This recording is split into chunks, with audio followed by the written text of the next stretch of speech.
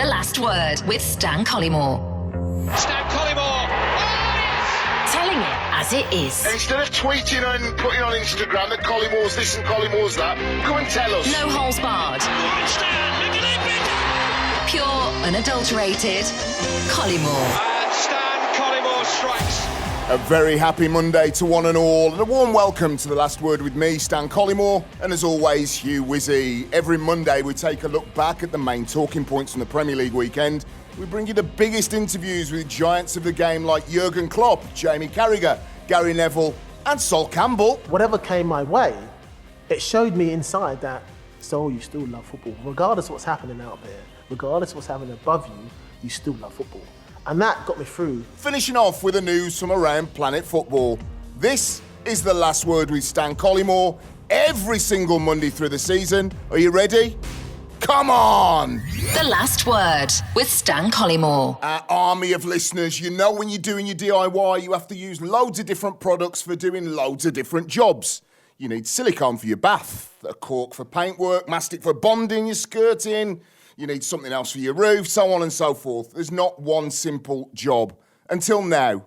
Just use CT1, it's going to take care of all of them. Leaving your weekends free to watch the footy. The number one football podcast supported by the number one sealant and adhesive. That's CT1. Stan Collymore. A very warm welcome to Hugh Whizzy. Hugh, great to see you back. As always, plenty to talk about and whisper it. Back-to-back wins for the Goons. For the first time since, over 10 years ago, we've got 2 wins on the trot. Very positive signs right now for Unai Emery's men. But in our little WhatsApp chat group, Hugh Whizzy says fraudulently deceptive. So we will come back to that. Arsenal fans, watch and listen and weep as we go on. Of course, we're going to be talking about all the games in the Premier League. Plenty to talk about. But this week's big question. Every single week, VAR is going to crop up somewhere along the line. But this isn't necessarily about VAR. VAR got the decision right to chalk off Wolves' goal against Leicester City last week. VAR got the decision right to chalk off the goal for Manchester City late on against Spurs.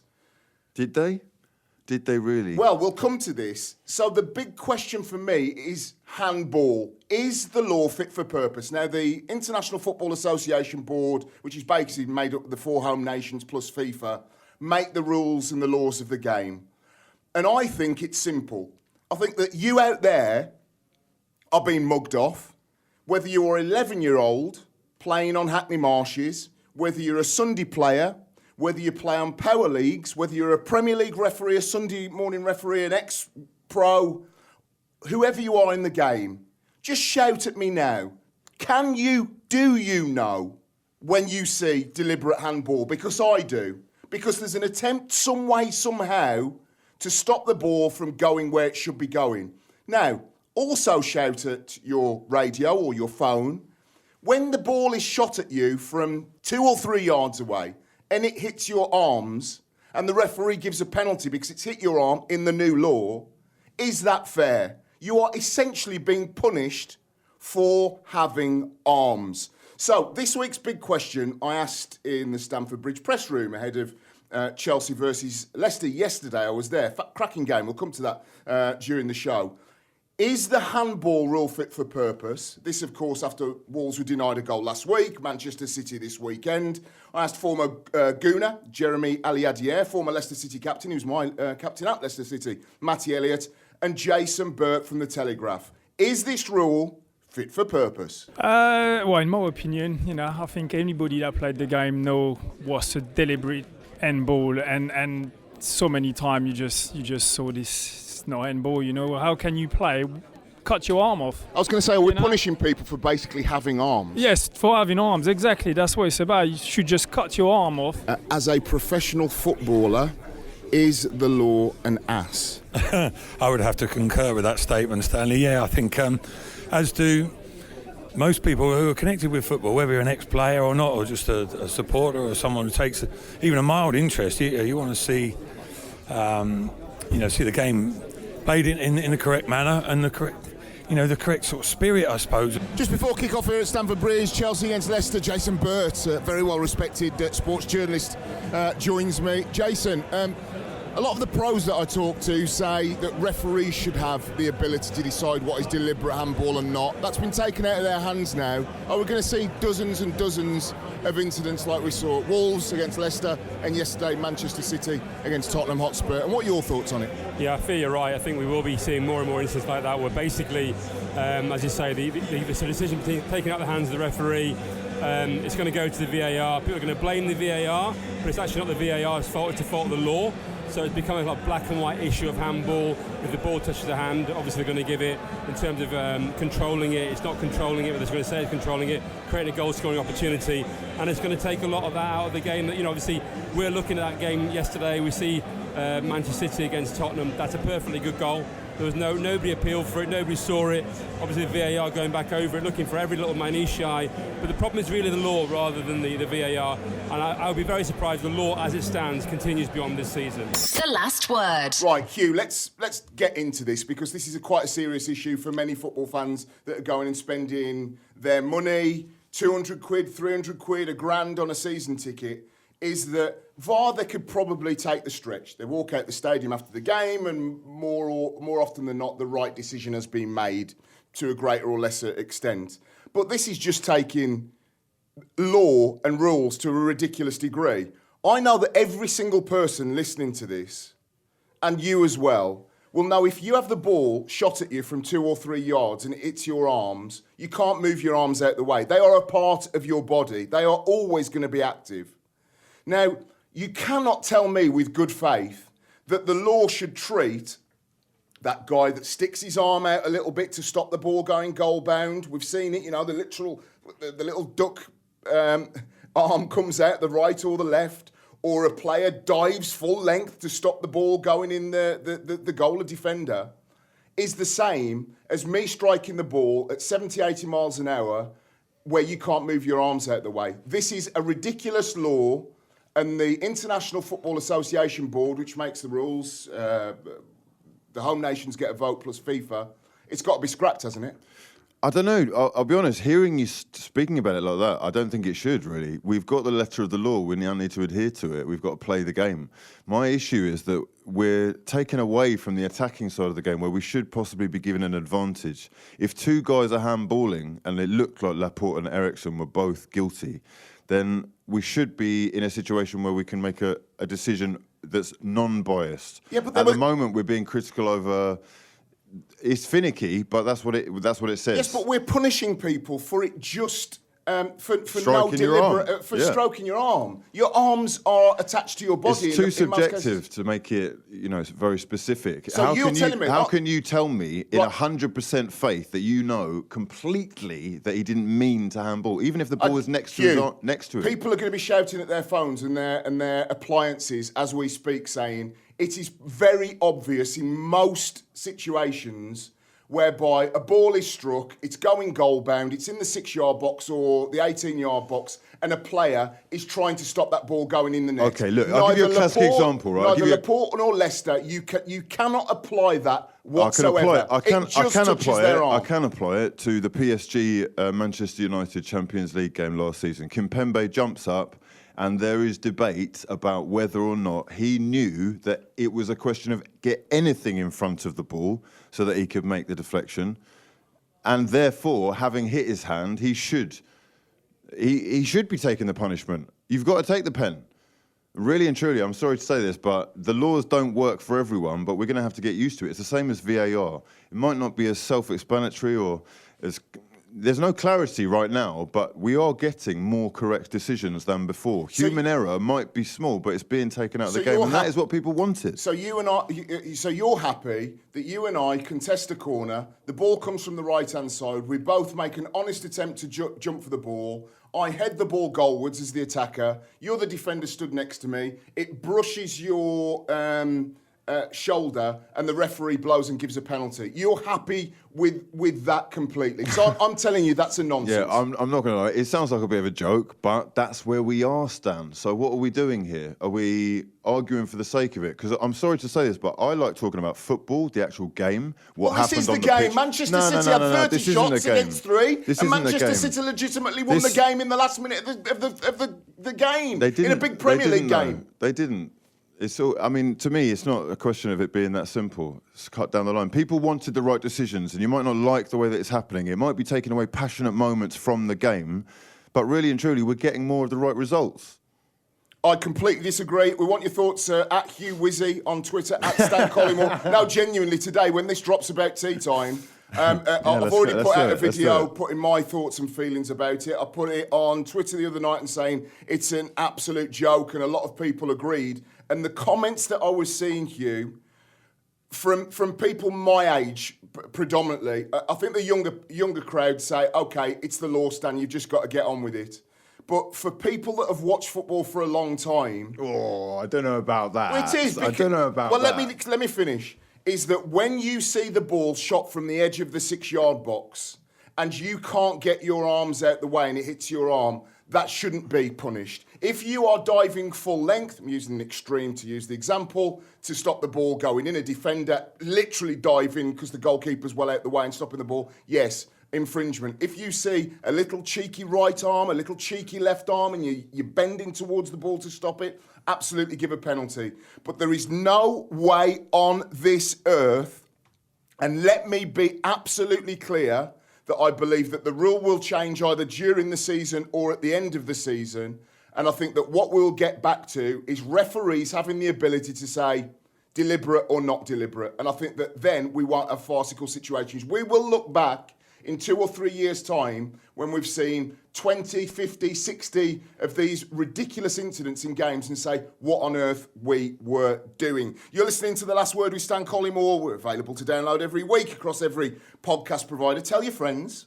Join the revolution. It's honest debate. We have big interviews, and we've got a very big one coming up very shortly with the excellent Sol Campbell. It was while he was still in a job at Macclesfield Town. Now he's not. Mutual consent were the reasons given. But we did ask him about why he wanted to be a manager. Lots of things have gone against him. Will he go on and get another club? I think he will. But let's dive, if we may, Hugh, into this week's games. A lot of you will be asking, where's Sam Miller, by the way? She's in America, going to watch some women's football. She'll be back next week.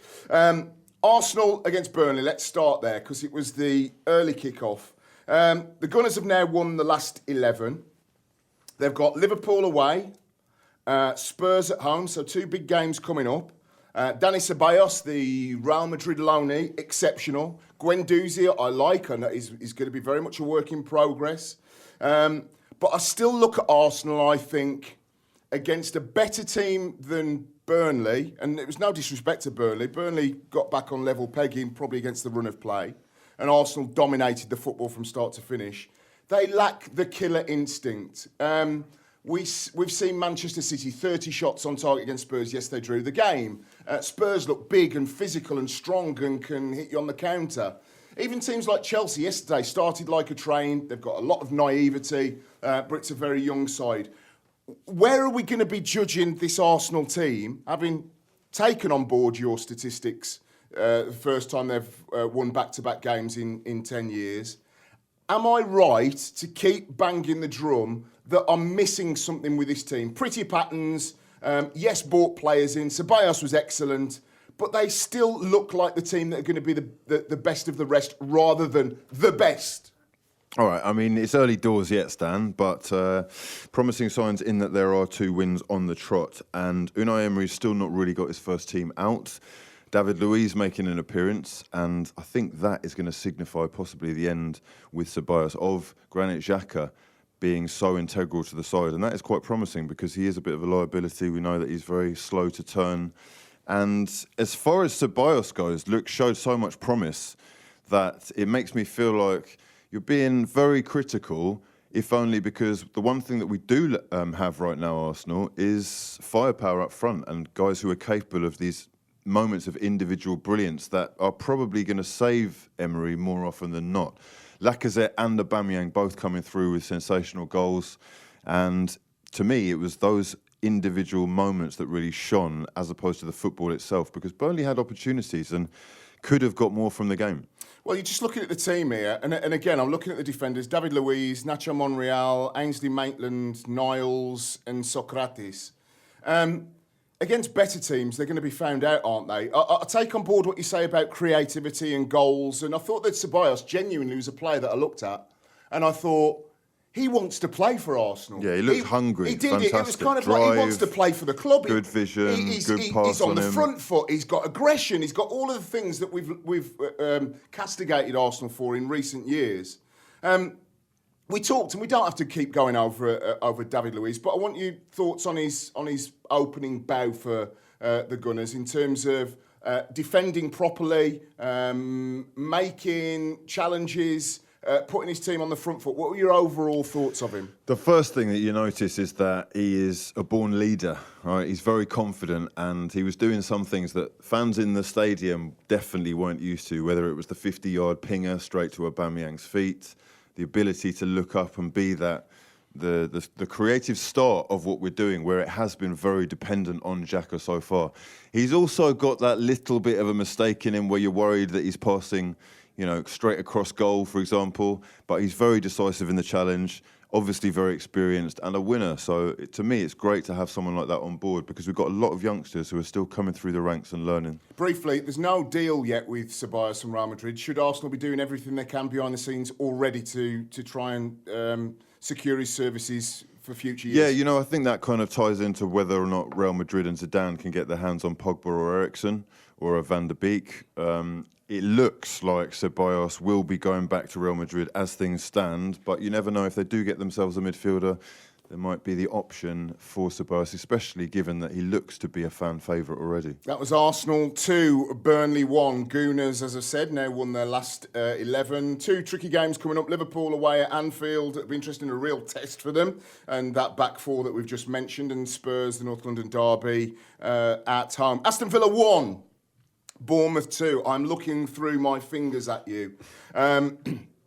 Hope, a little bit of expectation, a full house at one of the grand stadiums of English football. And my prediction for the game was Villa to win it. Having said that, the away team has won this game, I think 3 out of the last 4. Bournemouth, the last time that both teams were in the Premier League, 3 years ago, Bournemouth won 2 games at Villa Park, I think 1 in the League Cup. 2 gimmies for both goals. Tom Eaton gave him lots of plaudits for, pre-season, coming in from Burnley and making a couple of good saves. I think it was against Red Bull Leipzig. And then also a couple of very good saves at White Hart Lane against Spurs. But for me, they need a grinder in midfield. Jack Grealish, you were very critical of last week, perhaps rightly so. I thought he was fantastic. But last week, we're critical of him. John McGinn, again, I'm a little bit worried that if Villa are down with the dead men around December, January time, that he's going to be the subject of a hostile bid from a, inverted commas, bigger or top 6 club. Douglas Luiz scored a cracking goal, his first goal, that's very much appreciated. 5 goals, though, Hugh, in 2 for Villa. Back-to-back losses. Thoughts? Reality's hitting, isn't it? I mean, we have seen the promise of all the money that was being spent. It looks, at the moment, like they're going to be in trouble. We may well have another Fulham on our hands. However, Grealish coming in for a lot of criticism. He's got this stat now. He's the first Premier League player in history. 20 games, isn't it? 20 games that he's 20 lost Premier in a row. League he's played in a row and he's lost every single one. It's a new Premier League record. So he needs to get rid of that. Sounds like the Gareth Bale one. Do you remember Gareth Bale? Yes. All those years ago, every time he played for Spurs, they lost. He didn't win in 14, 15 games or whatever it was. However, he did create 6 chances. He got himself an assist. He looks to be the best thing about the club right now. If anything, fans believe in him. They're definitely behind him. And I'm not going to lie, I was interested to see where you were thinking because they show signs of promise. They looked steely in the first game and they've just fallen apart since. Yeah, I mean, the worry is up front. Wesley, the Brazilian, so a lot of Villa fans that were Stan, he can't play, can't hold the ball up. I've got to be honest, and again, I like to put everything out there. I contacted Tyrone Mings that I know we communicate. And I said, take him on the training ground, or John Terry, or whoever it is. And at Spurs, he was pushed towards the ball too much. So you're a defender, and if you're a clever defender, and the ball is being played into a central striker with his back to goal, you're going to push him towards the ball. Why? You're having a ball coming very fast towards a striker, and you're pushing that striker towards the ball, is that he's got to have a Lionel Messi or a Cristiano Ronaldo touch in, touch and out. And he really doesn't. And he really doesn't. He does if he's confident. an old trick of the trade out there, again, if you're playing Sunday football or you're under 11s, under 15s, under 16s, is that, let's paint the picture for you. You've got your back to goal, you're 10 yards outside the 18-yard box. You turn, so you're facing the goal and you're facing your defender. You give him a little nudge in the chest, just put him on the back foot, just a little nudge, and as you nudge him, you check back the other way and go towards the ball. Why? Defender is on the back foot. All of a sudden, he's literally on his heels. You've sprinted away quickly, bought yourself 2 yards. Ball's played into you, you can relax on the ball. And if he does that, he's got a chance. I mean, I got stick the other day on Twitter for suggesting that Emile Heskey go down to Bodymore Heath and show him how to lead a line. And people were saying, oh, well, Heskey's goal-scoring record was crap. Emile Heskey has been endorsed by Alan Shearer, Robbie Fowler, Stan Collymore, Tony Cottee, and Michael Owen. He can lead the line. So, and Michael Owen actually put the comment on my Twitter feed. He's going to come up on the show in the coming weeks as well. Is that it's crazy that goalkeepers have specific coaching, but forwards don't. So for me, Wesley is an issue at the moment. He looks a little bit bereft of confidence, and the Premier League can suck your confidence out. I spoke to Andy Townsend in the press room at Chelsea yesterday. Villa legend, arguably, won a couple of trophies with Villa, League Cups, Republic of Ireland International, and he said, I think they're going to be all right, Stan, but they've got to start getting results. Aston Villa 1, Bournemouth 2. Let's go to Brighton 1, West Ham 1. Trossard, first goal for him for the Seagulls. Chicharito, this is an interesting one. I'll ask you a simple question, Hugh. The answer for me is no, by the way.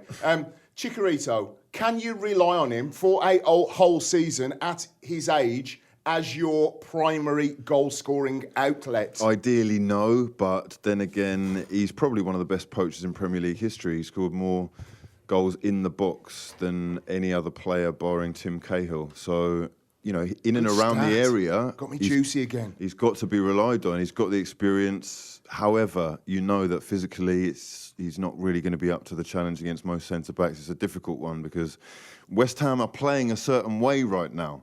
And not winning games. Exactly. It's very pretty for Pellegrini a lot of the time in midfield. However, he has been criticised for not being able to sort out a defence. I've stuck up for him before. He's won a Premier League title with Dimichaelis at the back. He's definitely capable of putting something together. What a good-looking boy, though, Dimichaelis. Crikey, I mean, you can have him. I mean, I'm heterosexual, it's fair to say, but crikey, Martin Dimichaelis, what a good-looking fella. Let's go to Brighton very briefly. VAR again, right? Go on. It's just, it's slightly frustrating. Again, I know that we're getting the right decisions again, but we saw a lovely setup. Potter is really bringing something that is improving Brighton drastically. Wants to pass, wants to be proactive, right? It's play nice for the to lines. watch. However, again, falling short and kind of overruled. Is there a bit of an issue for Brighton at home? Haven't scored more than one at home in the last 13.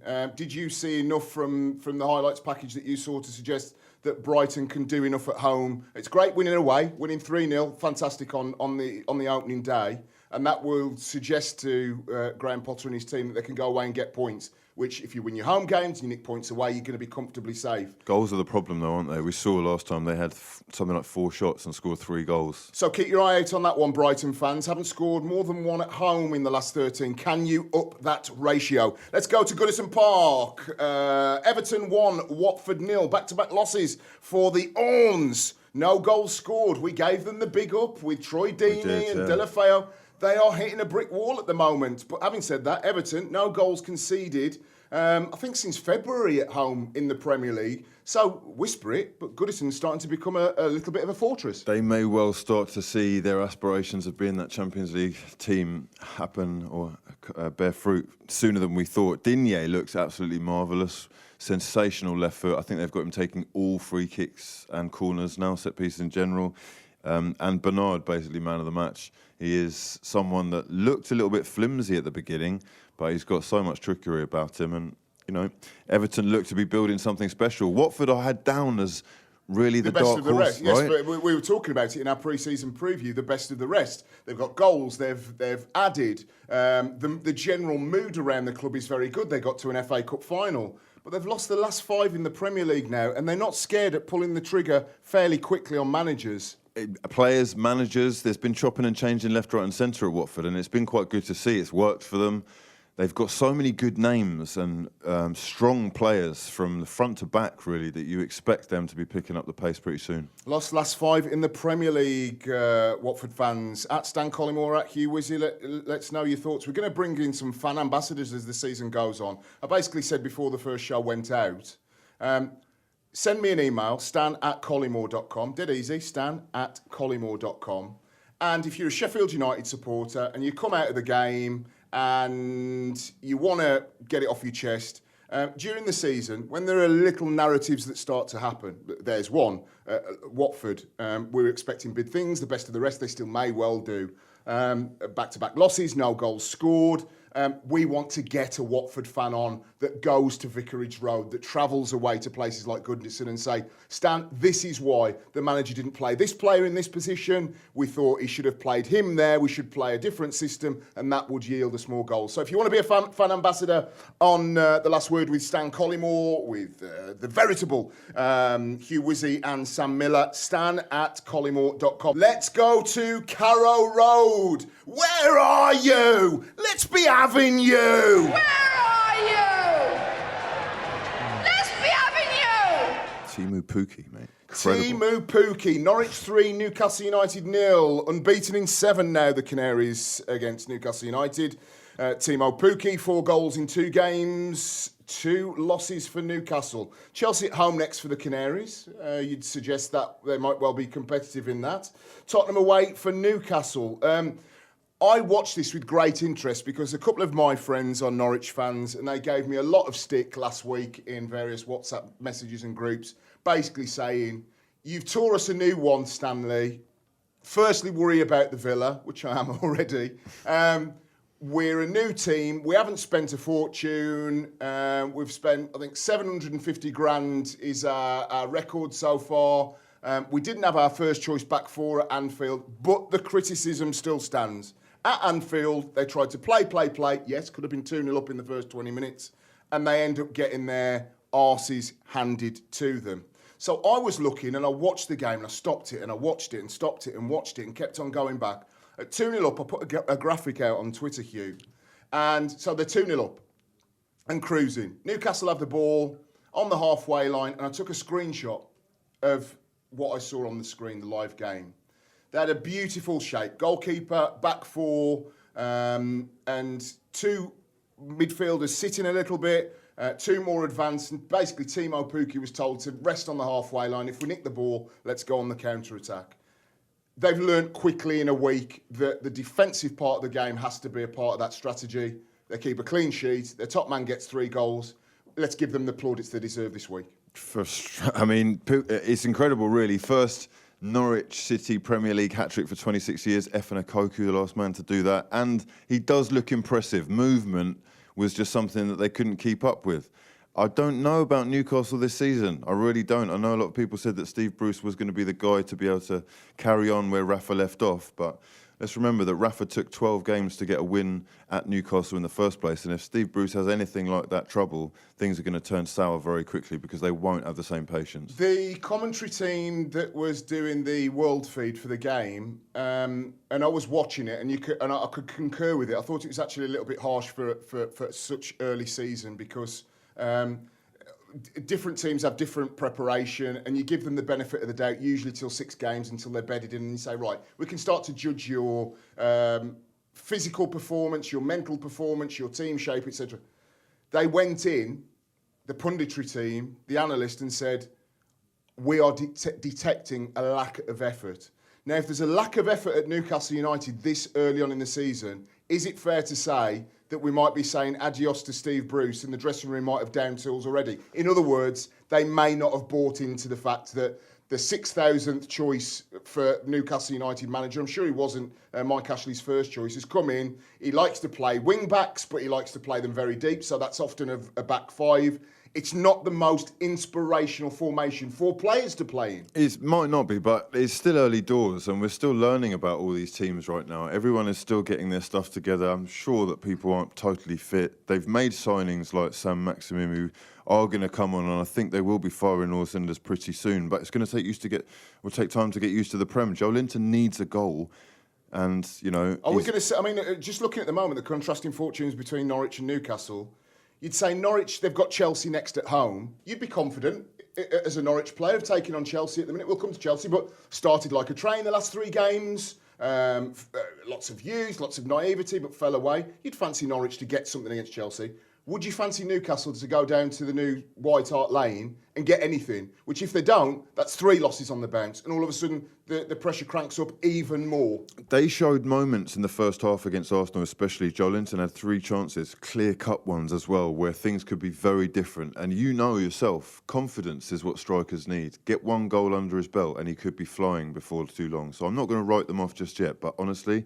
it looks very worrying, especially given how some of the other promoted teams are looking so impressive. Newcastle had 12 shots at Carrow Road and 4 on target. So a third of their shots, they need to be a lot more prolific if they're going to get points, particularly on away days. Norwich, 15 shots, 8 on target. And of course, as we mentioned, Timo Pukki getting a hat-trick. Let's go. Southampton 1, Liverpool 2. I guess that any positive result on an away day, having started the season as they did on the Friday night against Norwich, they're having to traipse halfway across Europe, Asia, to the banks of the Bosphorus and Istanbul, the Besiktas Stadium, and winning the Super Cup, their second piece of silverware in a couple of months, is a good result at any time, Hugh. It is. It could have been very different at the end, though. Danny Ings missing an absolutely golden opportunity.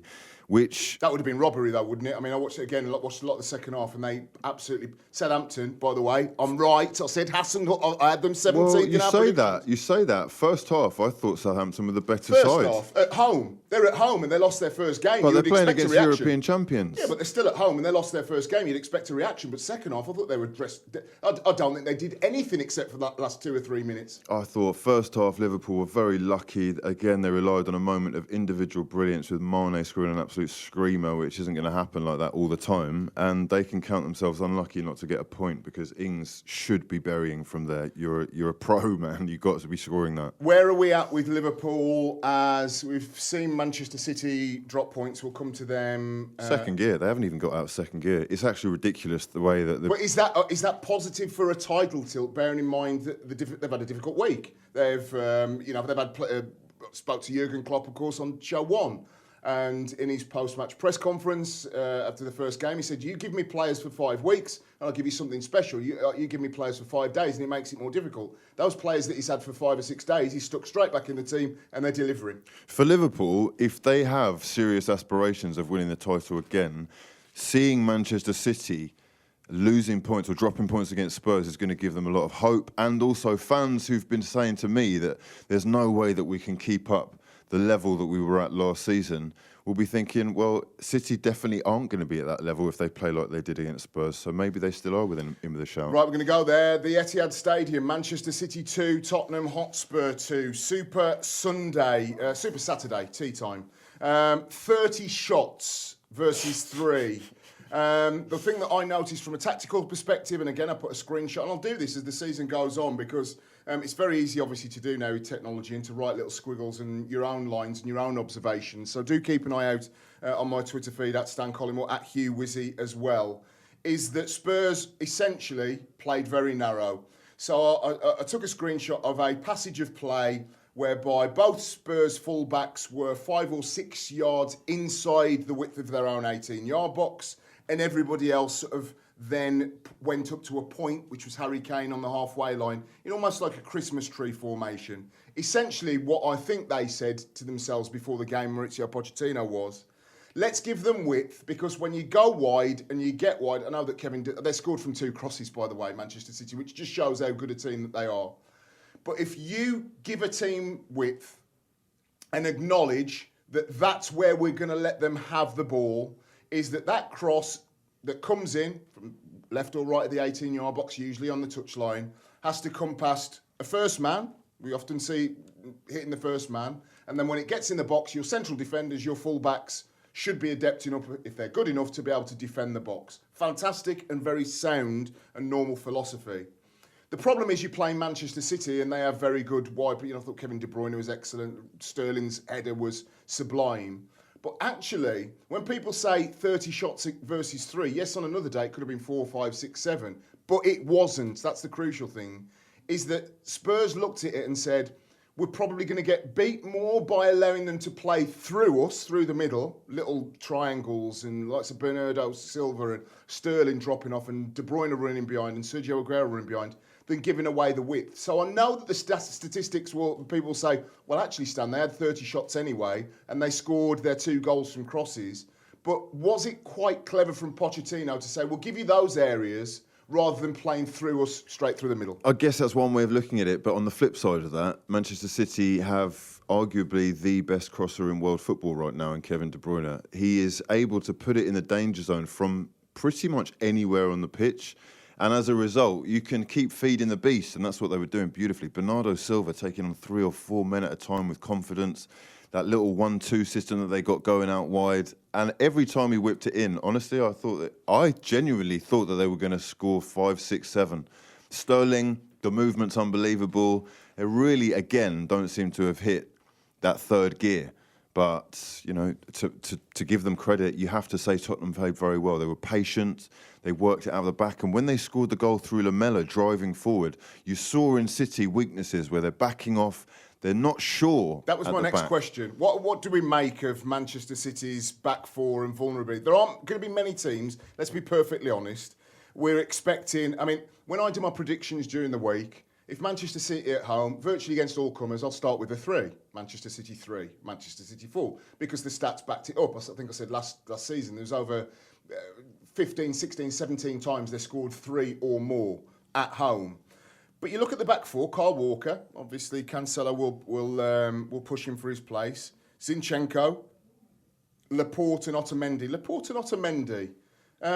Would they get in a world best 11 in their positions? Very soon Laporte will, yes. I thought Otamendi actually played quite well during the game, and I have to say Kyle Walker looks like a new man. He is reinvigorated, and yeah, he's got a new Portuguese right back on his tail. That said, you know, whilst we're giving credit to Tottenham, you know, the way that Pochettino's broken him down, yet again, he's getting the best out of these head-to-head battles with Pep. I will say that this game is a classic example of how ridiculously outweighed this City side is to Spurs. If those are Champions League finalists who are happy to sit back like that and concede 30-odd shots, we are moving dangerously into an area where we're going to see that City side score 10 this season. So that's the roundup of the Saturday Premier League games. Sunday ones to come: Chelsea against Leicester at Stamford Bridge. I was there yesterday, can run the rule of that one. And Sheffield United, a very warm homecoming at Bramall Lane for them as they beat Crystal Palace 1-0. Of course, Wolves play Manchester United tonight, and it would be remiss of us to not bring you a pre-match preview. Should be a tasty affair at Molineux. But first, we're going to go to the stat pack with Hugh. But even before we go to these juicy stats that we extrapolate with our incredible computer machinery every single week, we've got an incredible interview coming up next week for you. Gary Neville, we sat down at Hotel Football and he gave 45 minutes of pure gold. They've gone back to what has worked for them historically, but should they have ever moved away from it? Should they have stuck with Van Gaal and said, no, we believe in this new route? Should they have stuck with Jose? What they seem to have done is essentially got to a roundabout, gone down one sort of pathway, then thought, I don't like that, come back to the roundabout again, then gone down another.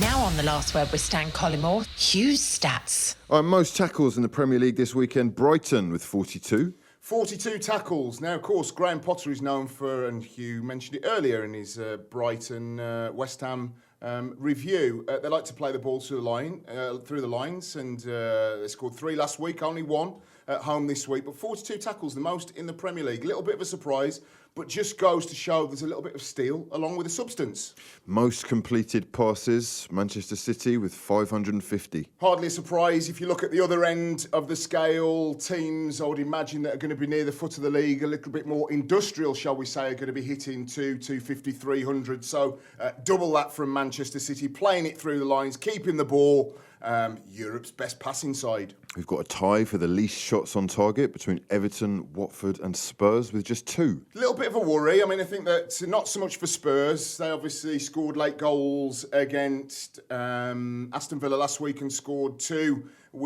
out of 3 shots on target up at the Etihad, of course.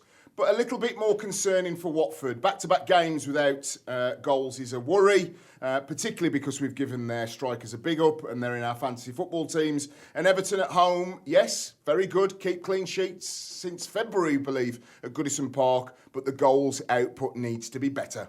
Most shots on target, Manchester City with 10. Not a surprise, out of 30 shots, so they're averaging 1 on target from every 3 taken. When you've got De Bruyne, when you've got Silva, when you've got Jesus, when you've got Aguero, when you've got Raheem Sterling, you will score goals and you will win games. And with the most goals scored, Norwich City. Where are you? Let's be having you, Timo Pukki. Where are you? Let's be having you. Fantastic for Norwich. Was a little bit worried about them and their performance last week at Anfield. Maybe shot my bolt a little bit early because it was against the European champions at their beloved home of Anfield. By the way, Liverpool, I think that's 11 Premier League wins on the bounce, which is an equal Premier League club record. So we do put it into context. I thought they were fantastic this week. They also get my team of the week. We don't give one out officially, but when there are fantastic performances, Norwich City, take a bow. The Last Word with Stan Collymore. This week's big interview is with a man who made the move from the white to the red half of North London. Do you know who it is yet? An invincible, one of England's great central defenders, and who last week parted ways with his first club in management, despite helping keep his team up against the odds last season. Enjoy this fascinating sit-down with Sol Campbell. Stan Collymore. The #1 sports podcast supported by the #1 adhesive and sealant, CT1. The great thing about CT1 is you don't need loads of different products to do those jobs around the house. It's really simple. CT1 have got you covered. No need to even find matching paint. They've got several colours to match nearly every application, reducing the necessity to paint everywhere. White, clear, browns and oaks for your windows, black for your guttering and roofs, chrome for bathroom appliances, remaining completely flexible and it never shrinks. Guarantee it will never shrink or crack, meaning you will never have to redo the job again. Voted #1 many times, every trade person can use this. It's versatile and once it's opened, can be used up to 5 weeks. No wastage. Use CT1. Stan Collymore. Right, I am absolutely delighted to be joined by a man that locked horns with. I was just actually looking at some old pictures I played against you for Forest, for Villa and for Bradford. One of the great central defenders in England and in Europe, globally as well. 503 Premier League games, 2 Premier League titles, 3 FA Cups, 1 League Cup, 3-time Premier League Team of the Year, Euro 2004 Team of the Tournament, World Cup 2002 Team of the Tournament, and an invincible. Welcome, Sol Campbell. You forgot the extra FA Cup, 4. Oh, was it 4? Yeah. So 1 with Pompey and 3 with Arsenal? Yeah. Oh, they're all right. Yeah. 3 FA Cups, all right. I didn't play, but if you play 1 game... You're in. Right, your okay. team wins the FA Cup. Well, you've won lots of trophies and you've been in some cracking teams. I think that the ultimate justification of somebody as a world elite level player, I know people say Champions League, of course, played in final against Barcelona for the Gunners, but is a World Cup tournament whereby you're playing against the world's best players in lots of different environments. That 2002 England team were fantastic as well. Why management? The reason why I asked that is, you know the stats, I know the stats. We've both been very vocal, as have many other black, Asian, mixed ethnicity coaches. Why not just be a pundit? Because you can sit back, you can relax, you can go in a studio, you can go in a radio studio, you can travel the world, you can be an ambassador. Why management? Why were you adamant that you wanted to do it? It's in my DNA. I can't let it go. Yeah, some guys who say, I want to be on the other side, you know, the media side, the dark side. and you know what? It's a different type of pressure. It's kind of, there's less pressure in other areas and pressure, and you know, it's kind of opposites. Oh yeah, it's opposites. You know, if you're a pundit and then you're a manager, it's different pressures. So for me, my pressures suit management. I can't get enough of it, and I can't switch off. I can't deny myself. I've got that burning desire to be a manager. But you know the statistics, and you've been very vocal, as have other managers, and it's very difficult to be a black or Asian or mixed ethnicity, whether it be pundit. I saw some statistics the other day. They're woefully low in journalism, in broadcast journalism, which I love, is my passion now. Never mind management, is that when you look from the outside, you've played the game for a long, long time, and you say, I want to be a manager, it's my passion, it's my calling, but you look at the statistics, why were you not put off? A challenge. I love a challenge. I've never shirked away from challenges, and I'm not going to start now. I can't let it go. I can't like for instance, a lot of guys play golf. I can't get into golf. Same. Villa's training ground was right opposite the Belfry, and I couldn't. I was like Happy Gilmore. I snapped the club over my leg while Dwight York and people like that were going and playing. It's DNA. Yeah. They love it, and Coley and all that. They love golf. I'll do it for a charity. I'll do it for a muck around. I'll be shanking it into the forest. They call me Robin Hood as well. But that's the way it goes. I can't deny myself. I can't say I love doing this. I love being around football. I love putting my neck on the line, and I love building.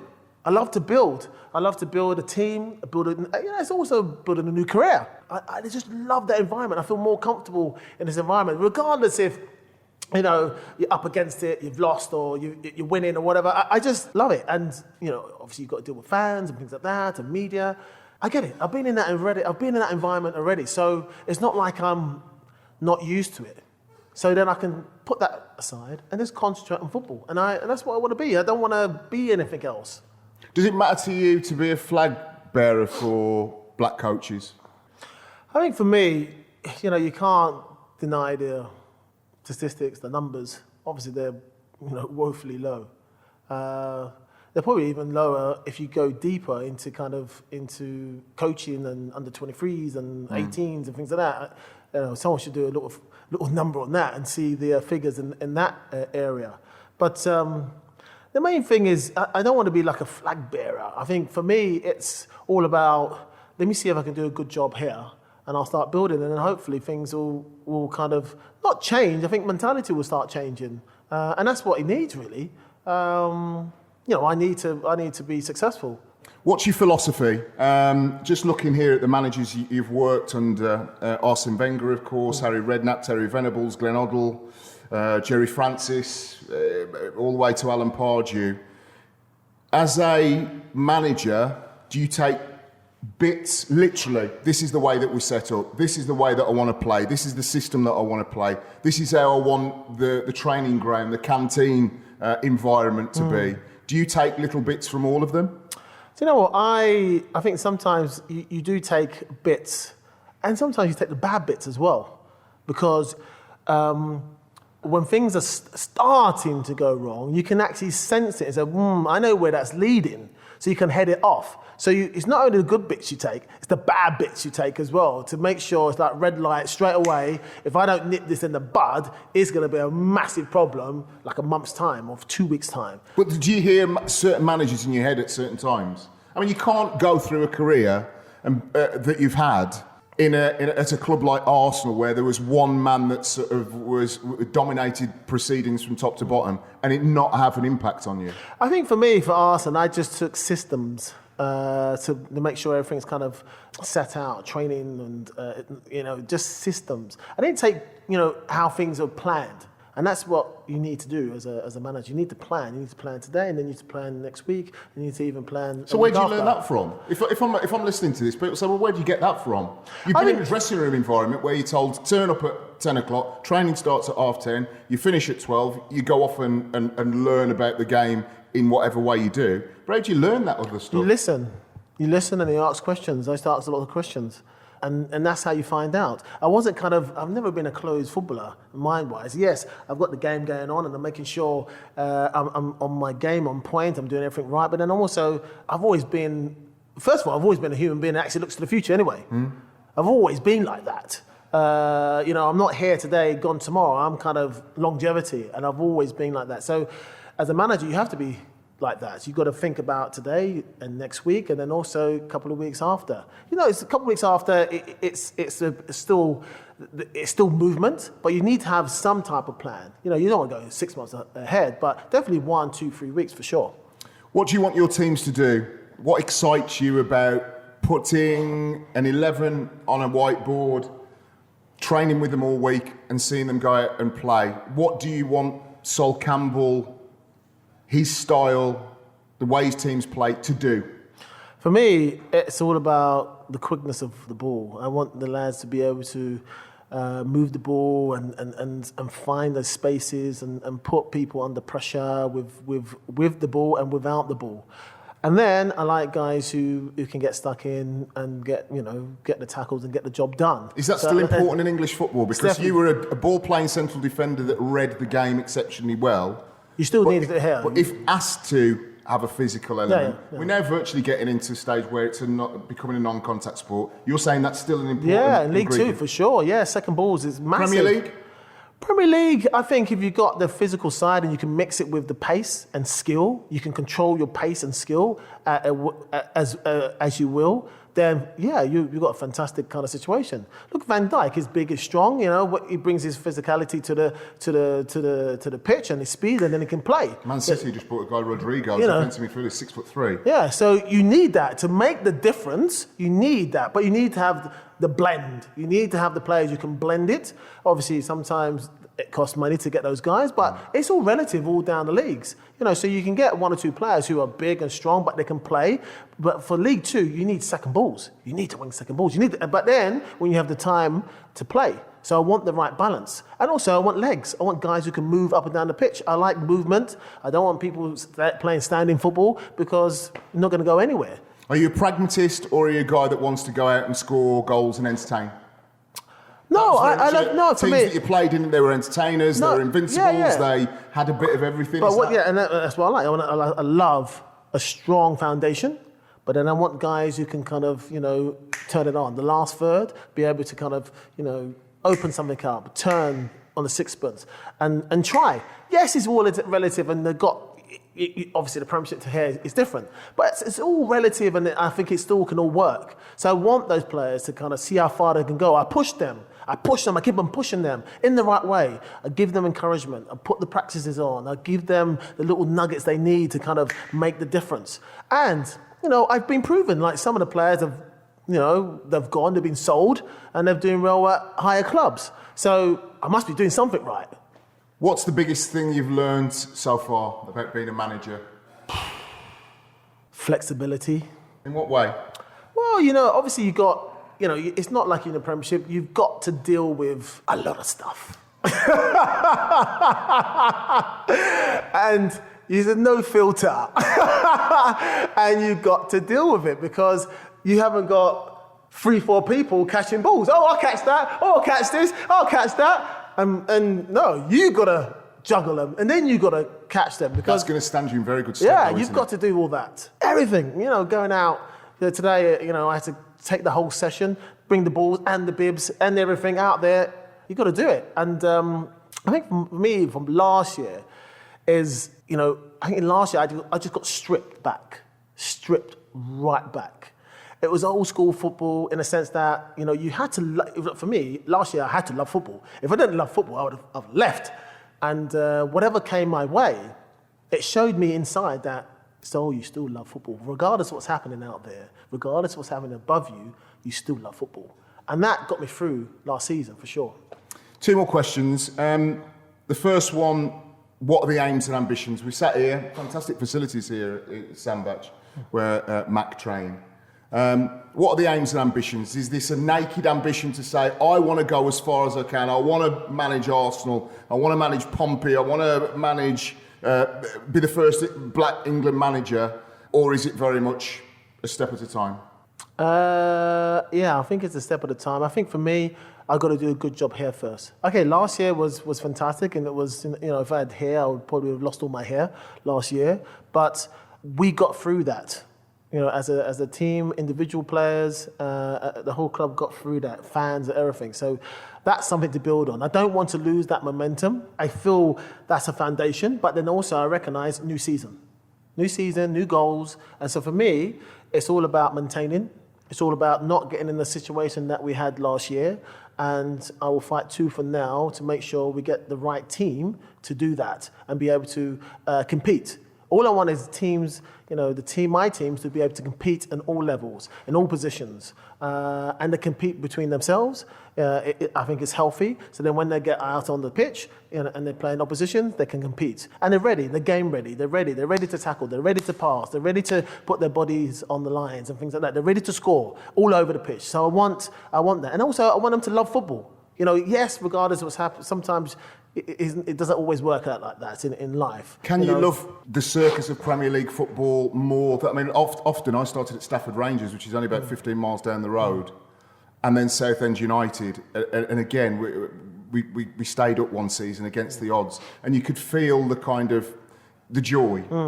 The higher you go, that joy becomes less, doesn't it? I think it depends what club you're at, I believe, and it depends what system you're in. I think, from the top, if being competitive is okay. You still can have fun within there. You still can have fun. I think it comes down to the individual and what kind of human beings, like player-wise, you've got and who's above you. I think they've got to understand you've got to have banter, you've got to have a bit of fun, but serious at the right times. I think it's all in moderation. And then you can, because if you don't have that, a bit of banter, the first bit of kind of problems, it can just explode and you might not recover in the season. So, as a player, I've always been serious, but then at the right times, have a bit of banter. But then, team spirit, that's what it's all about. So I think it comes down to the right environment, and you still can have fun. I think you can. I have fun here, but it's serious at the same time. There's pressure. But I think you've got to allow pressure to become your friend. Final question on Sol Campbell, the footballer. If you could have one football moment from your career, of all of those 500-odd Premier League games, the 4 FA Cups, the Premier League titles, the Invincibles, what was it? What crystallised for you when you said, that is, for me, is the ultimate experience of being a professional footballer?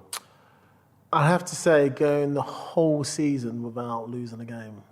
And being a part of the team, something that hasn't been done for over 100 years. And it's only now when you look back, you realise how hard it was to do that. And also how much everything has to be right. The right blend of players, the management, the right moment, a little bit of luck as well, because you always need a bit of that. And and also I remember that because my father actually passed away that year as well. So that really, all that pressure of that in that season for me as well, to come through that, watching. I remember I was watching at home while I was recovering the Man United game when Van Nistelrooy hits the bar. I was at home, so that season was filled with all sorts of emotions. I was pulled all over the place. There was joy, there was heartache, there was sorrow, and there was, blissfulness through the whole season. That's why, for me, that is probably the highest kind of accolade I could have in because domestic, it wasn't one game. Yeah, in domestic football, the whole season was filled with all sorts of emotions and fantastic play and ups and downs, and when you look back, then you realise how hard it was to kind of get through that, to individually and as a team and as a club. So that definitely the Invincible season it's just special. Sol Campbell, all it leaves me to say is really appreciate you joining us on the last word. Fantastic and fascinating insight into the player and the manager. I wish you all the very best. You are a flag bearer for me. There's no doubt about it. And I hope you go on and have a fantastic season and a fantastic managerial career. Thank you. Thanks, Dan. The last word. Let's adjust our focus to the Sunday games in the Premier League, and crackers they were. We'll also look at tonight's game, Wolverhampton Wanderers against Manchester United at Molineux. I was going to make the trek up there, Hugh, but I'm staying down in London. I've got a bit of business tomorrow, but I was very, very tempted. Pop up, have a cuppa with me mum, go to Molineux with me mates and see some quality football. Let's go back, though, 24 hours. Chelsea against Leicester. You say that Sheffield United against Palace is your favourite game of the weekend. Mine was Chelsea against Leicester. Why? We had youth on display. For me, both James Maddison and Mason Mount should get the call-up for the Bulgaria and Kosovo games for England. If they don't get the call-up soon, they will. Both very good performances. One in the first half from Mason Mount. Nicks the ball off Ndidi and scores. And second one from Maddison. Second half from James Maddison. Pulled the strings. Lovely, positive, playing balls through. Left, right and centre to Vardy. Well, let's start at the beginning. Chelsea's first 25 minutes were absolutely sensational. It takes a lot to get me out of my seat these days because we often see, whether it be La Liga, the Premier League, Bundesliga, there used to be defined styles of play. You know, Catenaccio in Italy, defensively strong. Spain always loved to play the ball through the lines. England, you had a beautiful plethora of long ball teams like Wimbledon and passing teams that would love to get the ball down and play like Nottingham Forest. But Chelsea yesterday added front foot football on another level from any team that I've seen so far in the Premier League. And I would also say include Manchester City and Liverpool in that. Now, I'm not saying Chelsea are Manchester City and Liverpool, not at all. But the amount of times Chelsea got it from the back, passed it forward, got it in midfield, turned and run forward, passed it to the front men, got forward. There were virtually no sideways passes, no back passes. And that first 25 minutes, I know you'd have watched it as well, that obviously is what Frank Lampard is aiming as the brand of football, but you have to do it for longer than 25 minutes. Yes, he's made the choice to go with Olivier Giroud this time over Tammy Abraham, perhaps more sensible, slightly naive for me. Tammy Abraham still got a lot of experience, Giroud under his belt, even though he's not... Fans gave him a big, you know, because obviously there's been, and again, horrible racism on Twitter. I've had it over many years and called the police on it, and people have been arrested and charged, and one guy got sent down. So I know that Tammy Abraham said, look, I bat it all off, but he got a great round of applause, to be fair, from the Chelsea faithful. But you're right, he started with Olivier Giroud. He did, and I've got to say that even though Giroud isn't your best goal scorer, what he is a brilliant facilitator. There are not many men in world football who can bring in others around them like he can. Is that who Wesley should be watching? We talked about Wesley Indeed. at Villa. I'll tell you what, Giroud has got a touch leader of the gods. Yeah. Beautiful touch. And for a big man, he does let me down occasionally. He went on that 15-game goal drought, which I'll never forgive him for. But ultimately, he's responsible, reliable, and he improved Mount, Pulisic and Pedro around him. What I think that Chelsea are lacking right now is the defensive stability. You've got Zuma and Christensen being torn apart by Vardy's runs. And it really did look at times like Maddison was opening them up at will.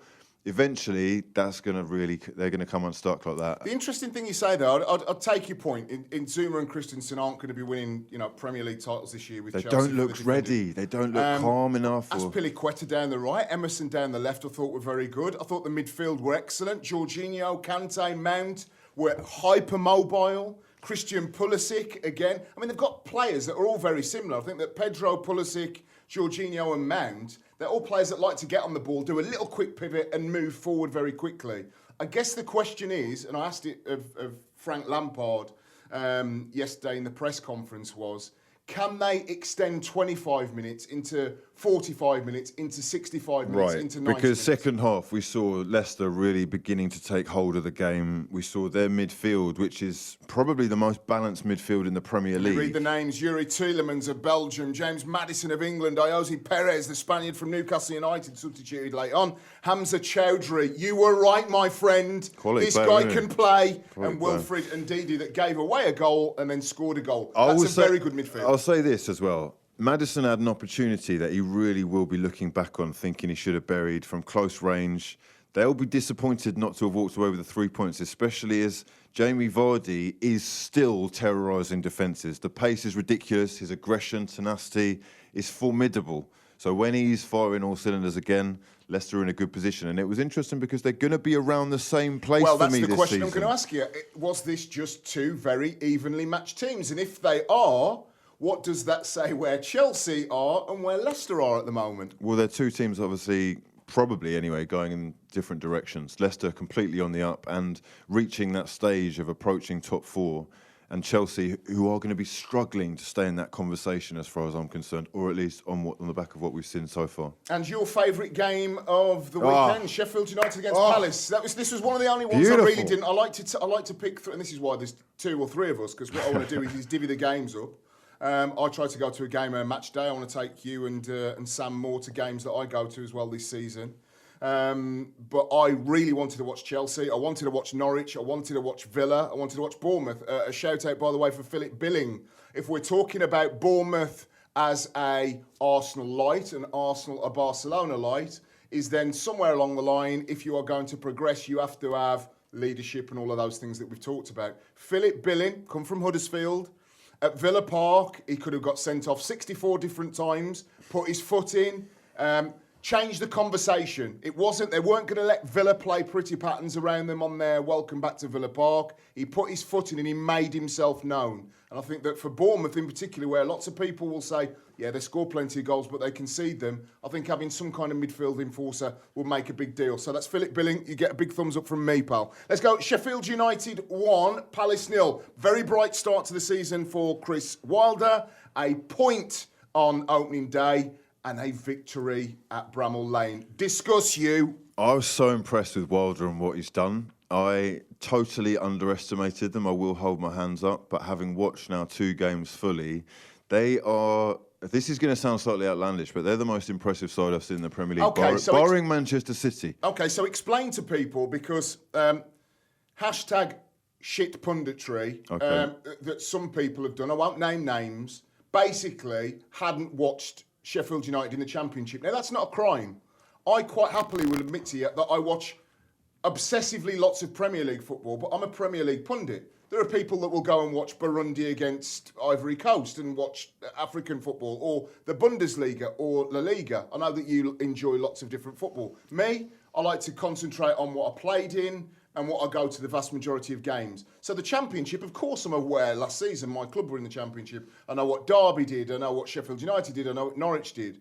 But a lot of pundits basically came into this season and thought, this is Neil Warnock times 2. Oh, yeah, lots of work rate. English, or English and Irish, which means that they probably can't play, which means that they're probably big lumps, which probably means they're 4-4-2, and a man called Chris Wilder that isn't called Jose Scocchio is an English down to... They are nothing like that. It couldn't be further from the truth. Tell them why. Tell the people why. They are playing a sensationally exciting brand of football that is almost unlike anything that we've got. It is taking the game forward. We're seeing players move out of positions where we're used to them. The overlapping runs we had. Chris Basham. Honestly, a centre half, it's bombing ridiculous. Down the right, going past his fullback. It's actually ridiculous. You see the options that they're giving each other. And really, it was confusing for Crystal Palace because you were expecting Roy Hodgson, who's had a couple of years there, or he's had solidarity now. They should have stability. They were torn apart, didn't know what to do. Confident first touches from these Sheffield players who are making exciting movements. You got centre-backs doing overlapping runs. You got also guys who are taking first touches in their stride at full pace with full confidence, like they've been doing this their whole lives. Premier League football is something that Sheffield fans right now should be very excited about. This so far has been, and this is no exaggeration, the most impressive side barring Manchester City. What they're trying to do on the pitch is elevating the game. Will they exploit teams that... I mean, we expect every Premier League team to be watching several videos of them, doing proper prep. Dean Smith, I noticed, the Villa manager, was at Bramall Lane yesterday.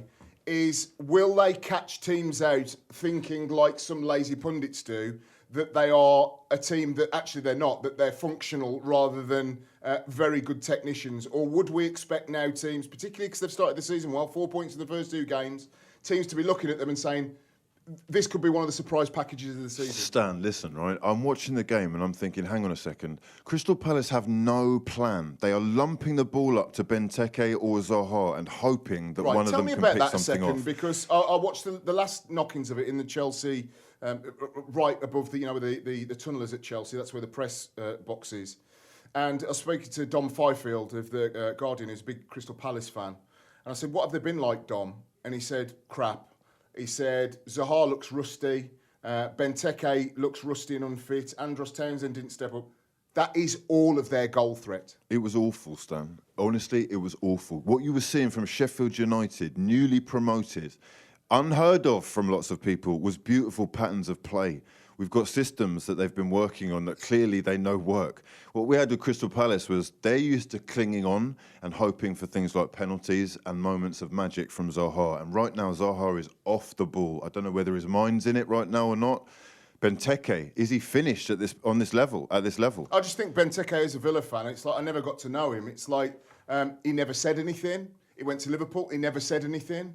It's just kind of like the epitome of a modern player that comes and does a job, and it's like I found nothing out about his personality, what he's like, whether he needs an arm round him, whether he needs a kick up the backside. Just a super quiet guy. Now that in itself is not a bad thing, but when you're not performing, you've got to ask a player, what can we do to get the best out of you? And obviously you don't see it. Do we see a season of thumbs up for Sheffield United, and conversely, do we see a season of woe potentially for Crystal Palace? Completely, yeah. I can see Zaha forcing a move, if anything, if it doesn't go well. Starting out anyway, it looks like Sheffield are going to be one of the ones to compete with for the newly promoted teams. That concludes your Sunday and Saturday. Let's do a match preview of Wolverhampton Wanderers against Manchester United. 8 o'clock kick-off tonight at Molineux.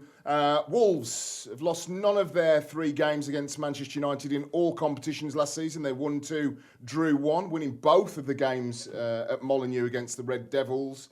Wolves are unbeaten in 8 Premier League home games, won 6, drawn 2, a run which included a victory over Manchester United. And Wolves are looking to win 3 consecutive top-flight games at Molineux for the first time since November 1980. 1980 is relevant because that's also the last time that Wolverhampton Wanderers were in Europe, and this is to wrap things up on the look at the weekend. Hugh, fascinating as well. Enjoy it. We're rocking and rolling now on the last word with Stan Collymore. Is that Wolverhampton Wanderers have the FA Cup will come into it, the League Cup will come into it, but if we're happy with Leicester, aiming for top 4, top 6, if Everton are keeping clean sheets at home and winning games, Watford, big cross against them. West Ham, a big cross against them. There's still a massive opportunity with Wolves, even in Europe, dispatch their first 2 opponents in double quick time in the last couple of weeks. To be able to manage their resources, not looking over their shoulder at 4 teams that potentially could catch them and go past them. Realistically, it's looking like, at the moment, Leicester City and Everton are going to be chasing them with the best of the rest. But let's look at the game. Can they beat Manchester United? Can Manchester United pick up and continue where they left off after hammering Chelsea last week? I don't see why they can't beat them. If anything, Manchester United right now are a new, energetic side that they're trying to, the deadwood is going. Lukaku cast aside. It looks like Alexis Sanchez could be on the way out. There's a real positivity about Manchester United right now. And I feel like, even though they are going to struggle against a side who, in recent history, have definitely had their number, people may now understand a little bit more about Wolves, and it does appear at times like they are sitting with 8 at the back and soaking up the pressure, and they'll try and counter through Suck you in and speak you out. Exactly. However, give us a prediction, please. I'm going to say United are going to come away with a win. I really do feel like Martial and Rashford are point-to-prove guys out there right now who've been waiting for opportunities to get a long run of games, and after the 4-0 win, you've got to think that positivity should be behind them. Put your neck on the line. I'm going to say 2-1 to United. 2-1 to Manchester United. I'm going to go Wolverhampton Wanderers 1, Manchester United 1. That concludes the look at the weekend. We are going to go next. It's the news with Hugh. Hugh's News. After 13 major honours, Ashley Cole has retired. Yes, saw him obviously in the press room at Chelsea yesterday. He was doing Sky. He's not the most natural pundit, but he maybe grow into it. He did say, and he will want to coach. I think he'd be a fantastic coach. I think he'd be a very good number 2. I'm not necessarily convinced he'd go straight in and dive in and get the opportunities that Frank Lampard or Steven Gerrard has. But in terms of a left back, I mean, I just echo the words of Graham Souness. Certainly the best left back in Premier League history. I think that certainly the best left back in the world at the time he operated. Of course, there were some very good left backs, but I think that for me, the thing that stood him out was is that nowadays, of course, we like our right backs and left backs to bomb forward, and they are as good going forward as they are back. Ashley Cole took care of business defensively, first and foremost. He was a left defensive fullback. Yes, he could get forward. Yes, he could join in the play, but you could not get the better of this man. So he retires. You saw a lot of him in his early days at Arsenal. I suppose he's a little bit bittersweet that he then goes to Chelsea, Cashley, you know, all that kind of stuff. What are your thoughts on Ashley Cole? Quite misunderstood, especially about that situation in itself. Thierry Henry did a good interview where he explained that it wasn't really Ashley Cole's fault, and he's taken quite a lot of the brunt. Obviously, when people, you know, leave your tribe, your favoured club, you're going to feel a certain way, and that's obviously stuck. But apparently he's got a coaching role lined up at Chelsea. Future could be bright. Next up, Daniel Sturridge, who is choosing currently between his next move of Monaco or to Turkey with Trabzonspor. Yeah, I mean, I think that Daniel Sturridge, you talk about misunderstood players. I had a fascinating train journey with him. He was going from Liverpool Lime Street to Euston. I jumped on at Stafford. So we had about an hour and 15 minutes together. We know each other because I know he's Dean Sturridge. We played around the same kind of time as his cousin. And I think he's been a top quality striker.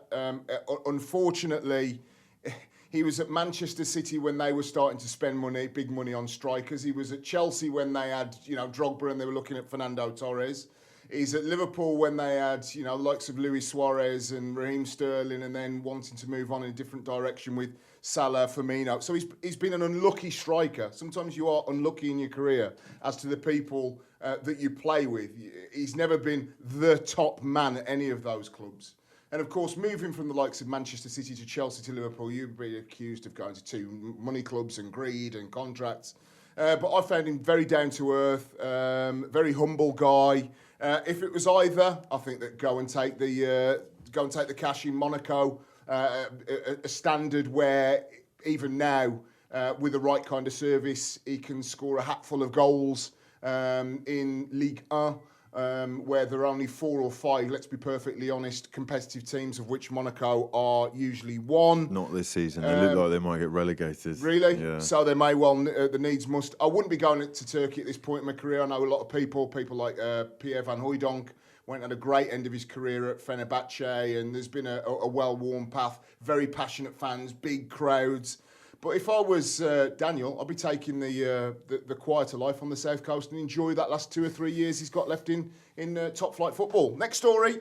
Next up, we've got Romelu Lukaku, who's been posing and showing off his actual weight on Instagram. Yeah, I mean, all of a sudden, we're getting chapter and verse from various physios and people that have played with him that say he was 98 kilos and 100... Look, when you get older, you get bigger. I mean, if you look at even Peter Crouch, when he, you know, first started his first 2 years in a Premier League club, he was just skin and bone. Now you say, well, he's still skin and bone, Stan, but his physique has still developed because you do in Premier League football. I remember Michael Owen playing reserve games with him. He came through from the youth team, and all of a sudden, within 6 to 10 games of him playing first team football for Liverpool Football Club, he beefed up, he bulked up. Now, I think that his weight has been a stick to beat him with. We've had this conversation last week, Hugh, about I think that it was a difficult time to play for Manchester United for anybody, in a lot of flux, managerially, philosophy. Gary Neville talks about in his, honestly, mate, wait till you hear this interview.